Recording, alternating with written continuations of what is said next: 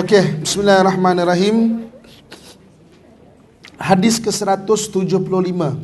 An Abi Hurairah anin Nabi sallallahu alaihi wasallam qala la taqumus sa'ah hatta yub'atsa ad-dajjalun kadzdzabun qaribun min 30 kulluhum yaz'amu annahu Rasulullah. Dari Abu Hurairah, Rasulullah sallallahu alaihi wasallam bersabda, tidak akan berlaku kiamat sehinggalah keluar dajjal-dajjal yang penipu. Lebih kurang 30 orang semuanya mengaku sebagai utusan Allah ataupun Rasul. Okey. Jadi dalam hadis ini Nabi menyatakan bahawa tidak akan berlaku hari kiamat. Hari kiamat tidak akan berlaku sehinggalah akan ada orang-orang yang mengaku mereka itu Nabi, mereka itu Rasul, mereka itu pesuruh Allah. Dan mereka ini adalah dajjal yang maknanya keluar sebelum hari kiamat kan. Jadi sebenarnya kalau kita lihat melihat sejarah daripada Nuh zaman Nabi, selepas Nabi wafat telah ada mula orang mengaku menjadi rasul. Sedangkan Nabi SAW adalah khatamul anbiya, penutup para rasul. Nabi itu penutup para rasul. Dan kita pernah dengar Mirza Ghulam Ahmad mengaku menjadi rasul. Bukan saja di luar negara, di negara kita pun ada orang yang mengaku menjadi rasul. Jadi orang-orang yang mengaku menjadi rasul adalah orang-orang yang diibaratkan Nabi sebagai dajjal. Dan ada juga orang yang mengikut. Ada juga orang yang percaya. Orang yang rasul ni dia mengaku, ada juga orang yang percaya. Kan? Itu waktu orang yang Ayapin dia ada tak aku rasul, dia aku lain lah kan. Tapi yang macam digombak tu kan. Dan pengikut dia tu salah satunya adalah orang-orang daripada Subang Jaya. Ada orang dari Subang Jaya sini. Wah, malu. Tapi ada pengikutnya.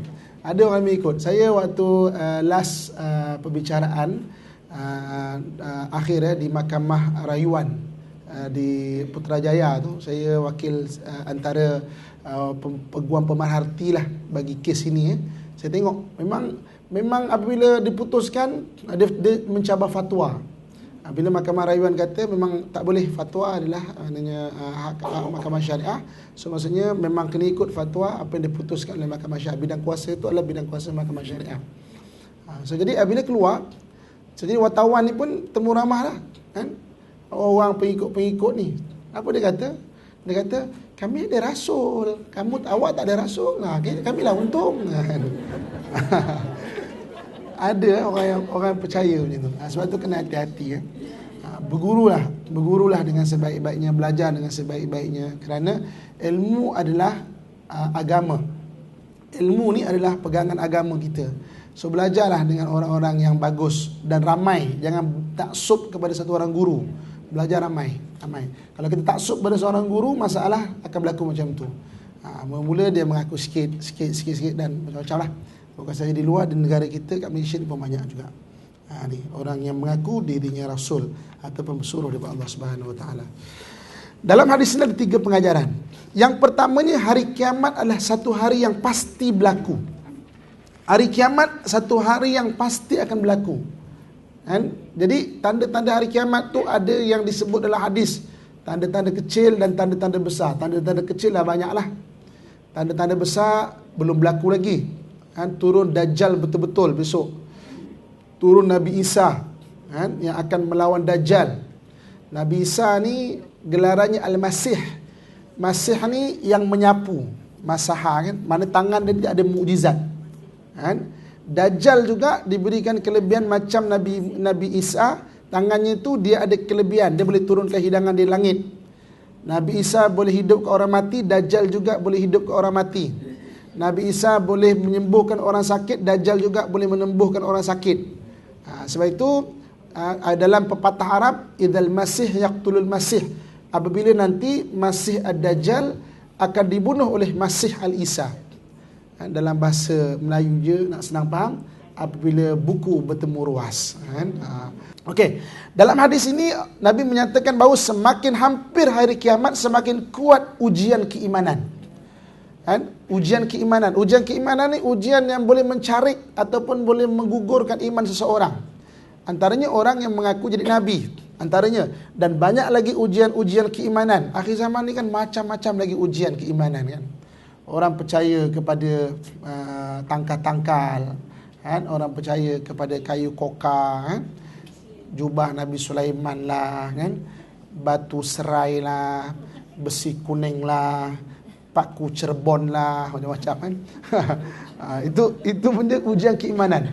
Makin hampir pada hari kiamat, makin tinggi ujian keimanan. Sebab itu alhamdulillah kita bersyukur Allah rezekikan kita untuk duduk dalam kelas hadis kan. Dan saya memang bawa pendekatan kelas hadis, satu kali belajar memang biar banyak hadis kita dapat belajar. Kadang-kadang kalau kita belajar hadis 40 contohkan di masjid, dalam hadis ni 40 hadis kan. Satu malam satu hadis saja. Kelasnya pula sebulan sekali kan. Minggu ni ustaz tak sihat, batuk-batuk dah skip kelas. Bulan depan pula kita pula batuk-batuk dah postpone pula kan. Itu belum masuk hari Labor Day. Cuti lagi kan. Hari pekerja, kelas cuti. Belum masuk hari raya, belum masuk bulan Ramadan. Akhirnya kan sama ada ustaz meninggal dulu ataupun mendengar meninggal dulu. Tak sempat habis hadis 40. Tapi kita berdekatan kita biar banyak hadis. Biar kita dapat pegangan, dapat tahu ni hadis dan sebagainya. Jadi semakin hari kiamat, semakin kuat ujian keimanan. Dan pengajaran hadis yang ketiga, kita disuruh meminta pimpinan dan bimbingan dari Allah untuk selamat dari ujian keimanan. Benda-benda kesesatan ada yang nampak dan ada yang tak nampak. Ada yang kita perasan dan ada yang kita tak perasan. Sebab itulah minta hidayah daripada Allah Subhanahu Wa Taala. Dalam solat ada satu doa yang wajib kita baca. Tak baca doa ini tak sah solat kita. Allah letak dalam surah Al-Fatihah, ihdinas siratal mustaqim. Allah hidayahkan kami jalan yang lurus ya Allah. Kan sebab Allah lah yang bagi petunjuk, mana hidayah kepada seseorang. Kemudian hendaklah kita mengikut sunnah Nabi ataupun apa yang diajar oleh Nabi sallallahu alaihi wasallam. Hidup kita ni Kak, macam kita masuk dalam satu hutan yang tebal. Kan? Satu hutan yang tebal. Kita tak tahu keadaan macam mana.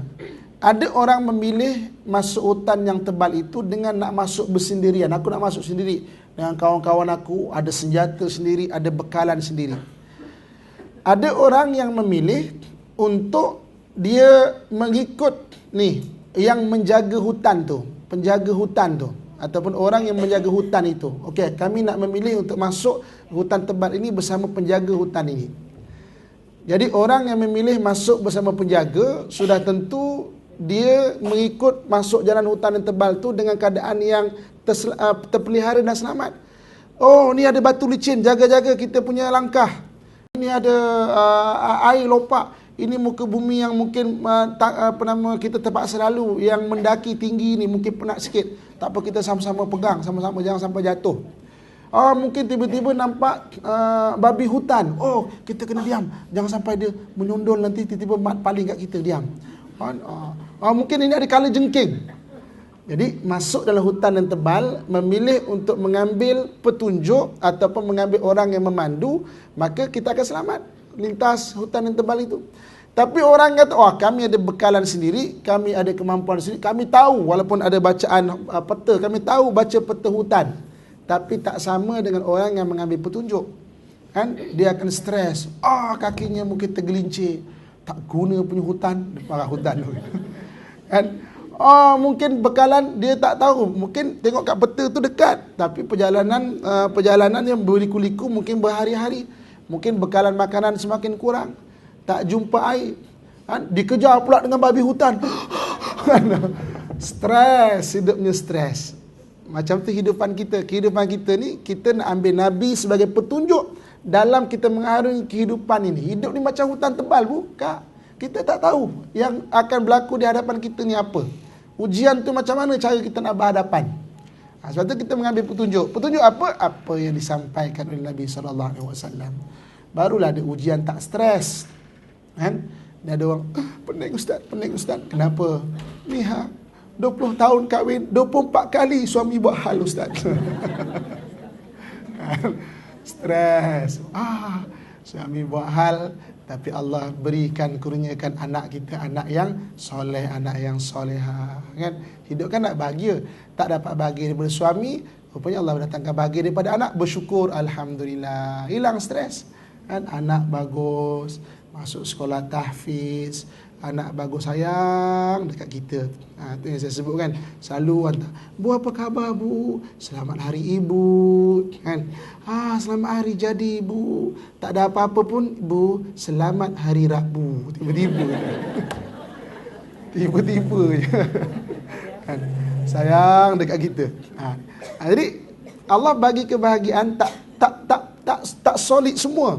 Sebab apa? Kalau kita ni semua Allah bagi, suami okey, harta okey, kesihatan okey, anak okey, mertua okey, semua okey, takut kita jatuh di zon selesa, kita lupa Allah Subhanahu Wa Taala. Kan? Orang kalau berada di zon selesa, dia akan lupa Allah Subhanahu Wa Taala.